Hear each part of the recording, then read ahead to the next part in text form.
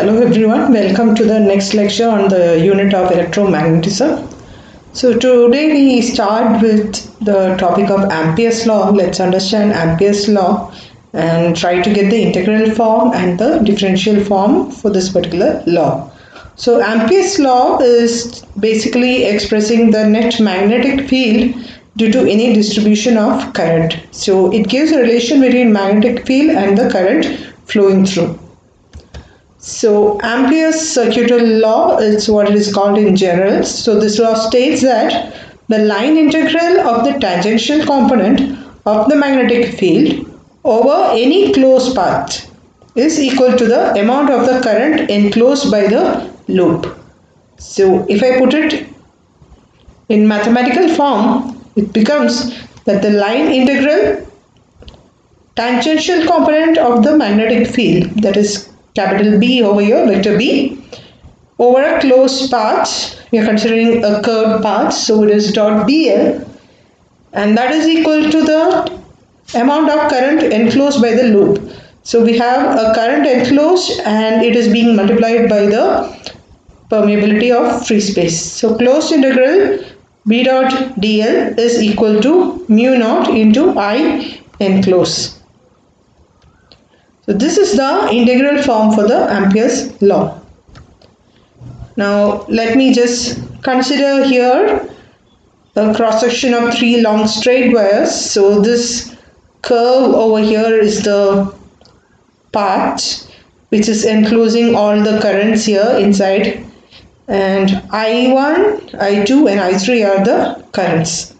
Now you can see that I1 and I3 are into the surface while I2 is outside. So the total current enclosed will be I1 plus I3 minus I2, or I1 minus I2 plus I3.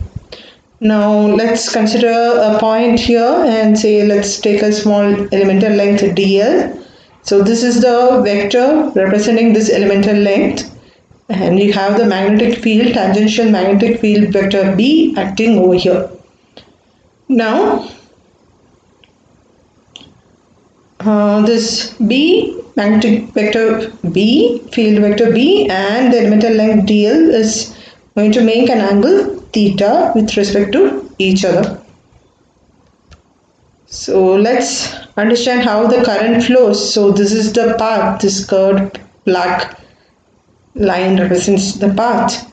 So if you curl your right hand around this loop we can call as an Amperean loop, the loop which encloses all the current, this black curve you can call as an Amperean loop. So if you curl your right hand around this particular loop, then your fingers will be pointing, all the four fingers will be pointing in the direction of the integration of this loop. You can see over here, so we have taken a right hand, this all the fingers curling in is actually representing the direction of this Amperean loop. So then the current direction is given by the direction of the thumb. If the thumb is pointing up, then obviously the current is flowing outward here, say I1 and I3. And so if the thumb is pointing downward, if you curl it but you show it downwards, then you have the current I2 flowing. So I1 and I3 pointing out and I2 flowing inward. So again we have expanded and shown the elemental length dl and the magnetic field vector B. Angle between them is the angle theta. So the direction in which the thumb points, if it is upward, then the current will be a positive value. If it is downward, then the current is negative. Now if we consider the surface area of that particular loop, the Amperean loop which covers the total current element, then you can write that the total current as integral J dot dA. So dA is a small elemental area and vector J is actually the current density. It's representing the current density. So current density dot the elemental area, you integrate it throughout, you will get the total current flowing through. Now let's put it into the integral form of the Ampere's law. So we had closed integral B dot dl is equal to mu naught into I enclosed it was. So now instead of I enclosed, we can take this integral form here, J dot dA. So the Ampere's law integral form becomes closed integral B dot dl is equal to mu naught into integral J dot dA. So next, since this is a line integral, you can obviously apply Stokes theorem and get closed integral B dot dl as integral del cross B dot dA. So now we can equate these two over here, these two equations. You get integral del cross B dot dA is equal to mu naught integral J dot dA. So this will imply that del cross B is equal to mu naught J, and that's the differential form of Ampere's law. So closed integral B dot dl is equal to mu naught into I enclosed was the integral form, and in differential form you get it as del cross B is equal to mu naught J, where J is the current density. Now let's understand the concept of magnetic vector potential.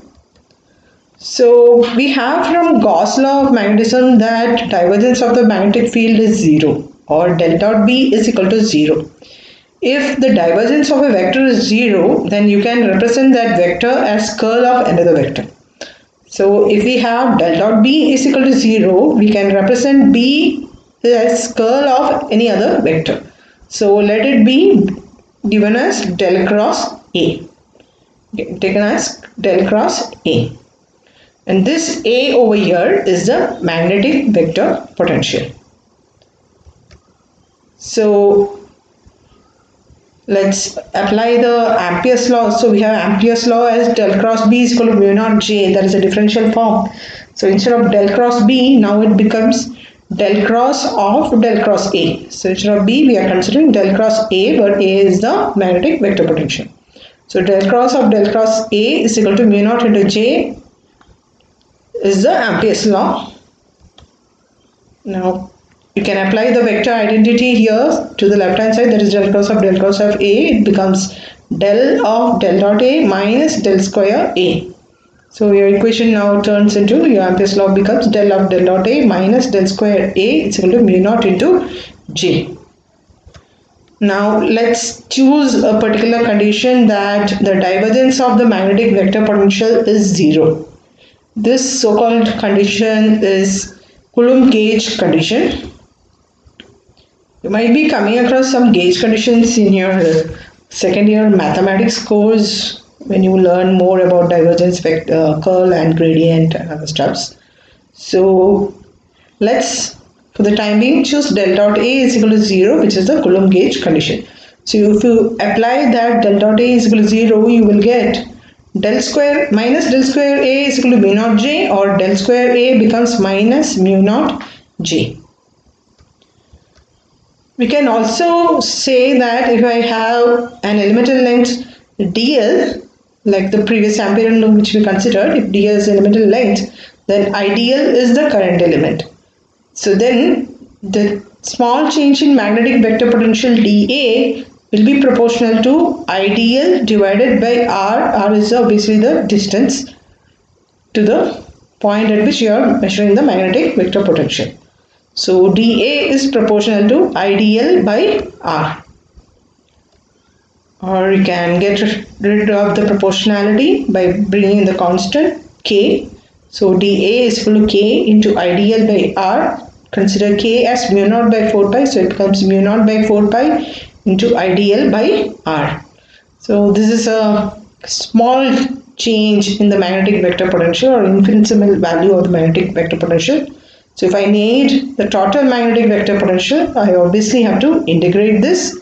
So magnetic vector potential A can be given as mu naught by 4 pi closed integral over the path where the current is flowing, that is the Amperian loop, integral I dot IdL by R. A is equal to mu naught by 4 pi closed integral IdL divided by R. This is the expression for the magnetic vector potential. Now let's understand the equation of continuity. So basically the equation of continuity represents the principle of conservation of charge.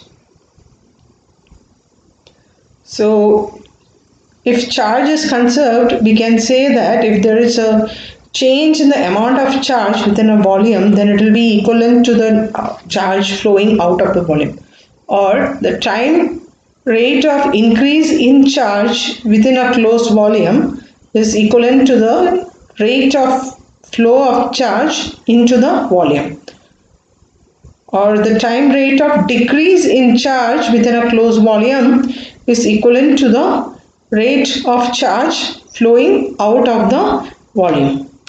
So that's the conservation of charge, principle of conservation of charge. So basically now we are going to represent this principle of conservation of charge in terms of a mathematical equation, which is the equation of continuity. So with that, let's consider a surface which encloses a particular volume of charges, and like dA be the small elemental area on this particular surface. Then the current leaving the volume is given as I is equal to closed integral J dot dA, where once again J is the current density, dA is the small elemental area vector. So if in case this J, the current density, is a function of x by z, the different directions or different axes, the different positions, so we can say that it is not except for the current is not a steady current, it's a variable current, it's a dynamic change. So closed integral J dot dA is representing the instantaneous rate at which the charge leaves the enclosed volume.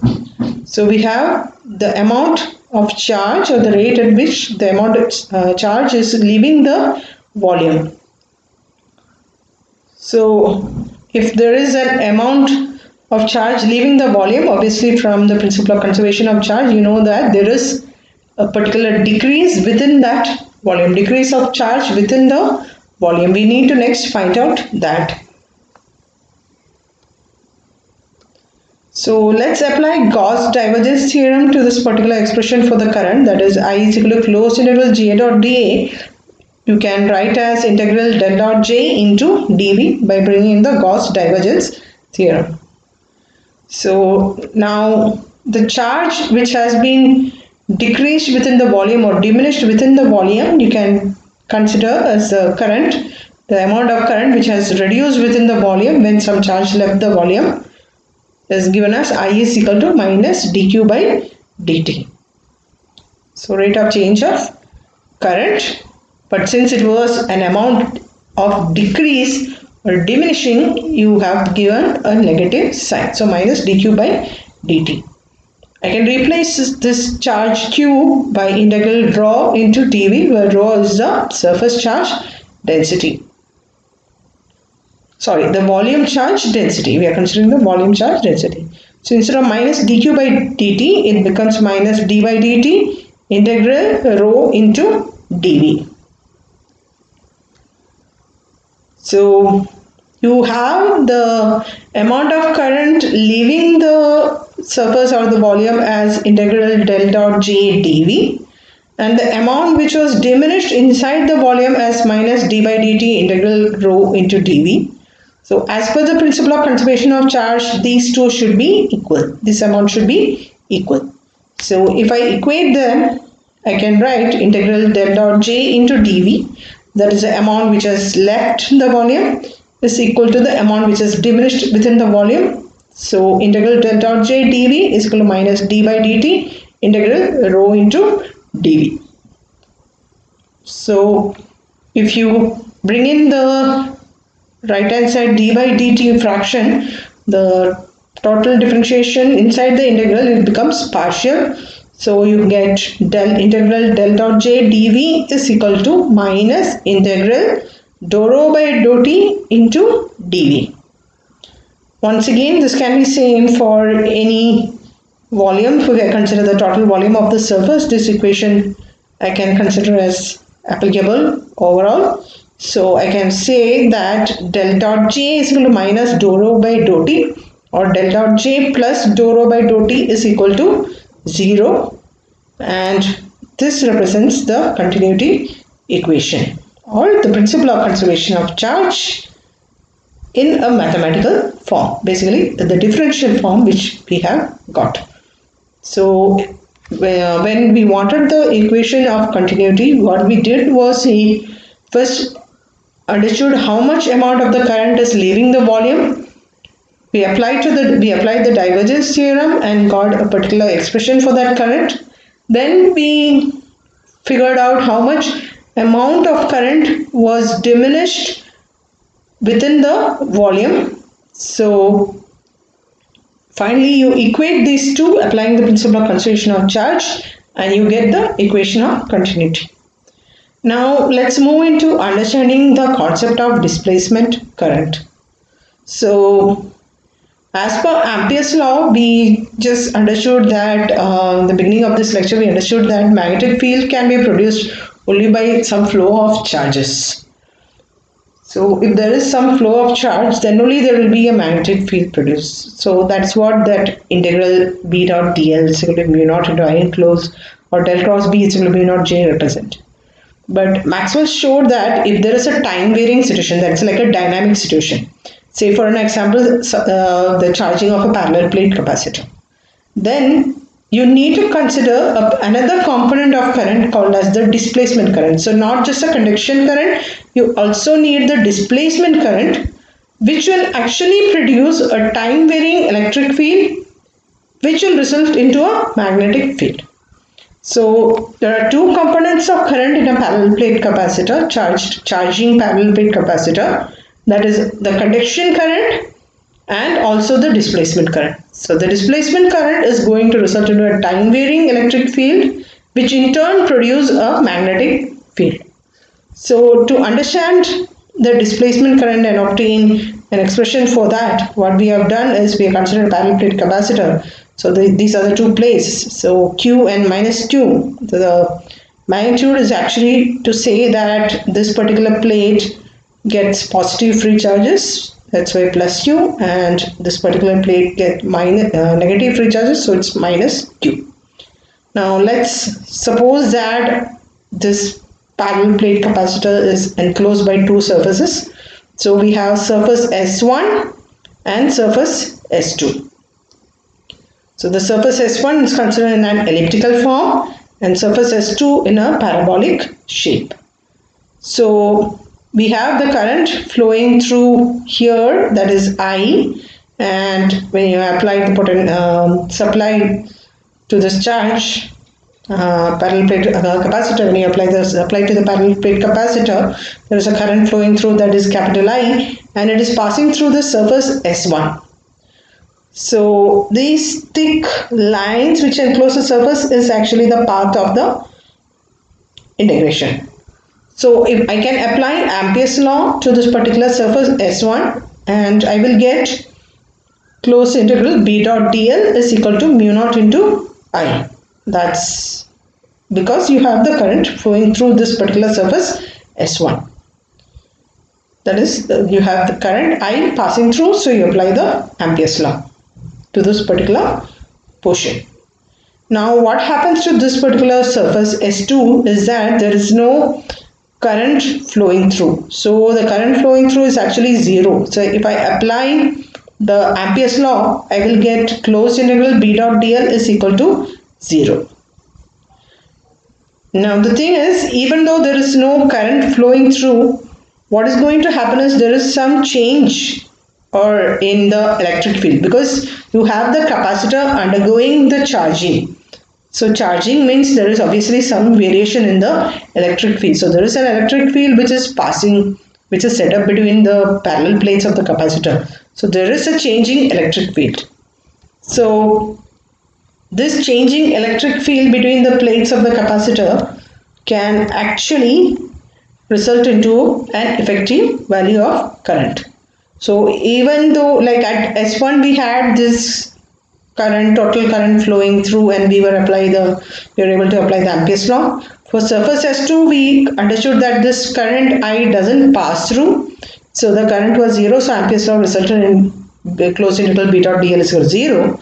But the thing is, since the capacitor is undergoing charging, always there is a varying electric field, and this varying electric field can result into a current which is actually the displacement current. So we can now apply the Gauss law for how much is the electric flux produced through that surface S2 due to the variation in electric field. So we understood Gauss law as closed integral E dot dA is equal to Q enclosed by epsilon naught. Now I can consider vector D, that is a displacement vector D, as epsilon naught into the electric field vector E. So if I replace for electric field vector E in the Gauss law, which we have already learned in the second lecture, in the third lecture. So if you replace it, you can get closed integral D dot dA is equal to Q, the charge enclosed. So if I know the charge enclosed, then I can get the current flowing through by just doing a time derivative of the charge. So the current flowing through is dq by dt. So that becomes d by dt into closed integral D dot dA, that is from this Gauss law which we have now got. Once again, taking the total differential inside the integral, it becomes partial. So you get closed integral dou d by dou t dot dA. So this is the total current flowing through. Now we have from the continuity equation that the current which was flowing out of a volume was equal to the amount which was being diminished within the volume. So we had written closed integral J dot dA is equal to minus dq by dt, right? So let's replace it or put this continuity equation over here. So in the continuity equation you have closed integral J dot dA is minus dq by dt. So instead of minus dq by dt, it's going to become minus closed integral dou d by dou t dot dA. You apply to this particular condition over here for the case of a parallel plate capacitor. So closed integral J dot dA is equal to minus closed integral dou d by dou t dot dA, or I can write closed integral J plus dou d by dou t dot dA is equal to 0. So this is now the total current density, where dou d by dou t is the displacement current density, that is given as J with the suffix d, displacement current density. So total current density is now the sum of conduction current density and the displacement current density. So J plus dou d by dou t is the total current density. So the Ampere's law can be now modified. So we had earlier closed integral B dot dl is equal to mu naught into J. Now that changes as closed integral B dot dl is equal to mu naught into integral J plus dou d by dou t dot dA. Okay, sorry for that mistake there. So closed integral B dot dl is equal to mu naught into I enclosed was the Ampere's law integral form, and the total current we represent as integration of the current density dot elemental area. So we have to now substitute for the total current density which we have got. There is a sum of the conduction current density and the displacement current density. So closed integral B dot dA is D dot dl is equal to mu naught into integral J plus dou d by dou t dot dA. Now this is a line integral, so obviously I can apply to the left hand side the Stokes theorem. So closed integral B dot dl gets replaced by integral del cross B dot dA. and right hand side remains same. So mu naught into integral j plus dou d by dou t dot dA. If I equate both the sides and consider that it's applicable for the total area of the surface which you are considering, then del cross B is equal to mu naught into j plus dou d by dou t. That's the modified version of the Ampere's law which you are going to get. And once again I can replace the displacement vector d by epsilon naught into E. So del cross B becomes mu naught into j plus mu naught epsilon naught dou E by dou t, which is the final expression for the modified Ampere's law. So the mu naught j represents the component due to the conduction current, and mu naught epsilon naught into dou A by dou t represents the component due to the displacement current. So we understood that when we have time varying situations or dynamic situations where there is a variation in the electric field, the total current is actually the sum of the conduction current and also the displacement current.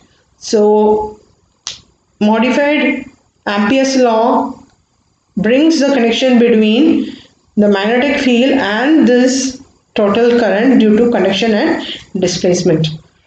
So we get this final expression for the modified Ampere's law as del cross B is equal to mu naught into j plus mu naught epsilon naught into dou E by dou t. A very important expression and very important concept.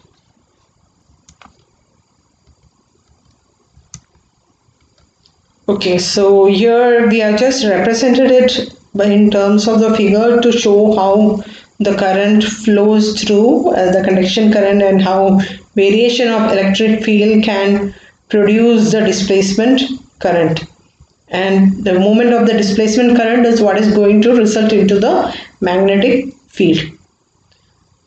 So that's what we understood from the modified Ampere's law. So you can see here that before charging there is no magnetic field in between, and you start charging, so you have the conduction current I flowing through.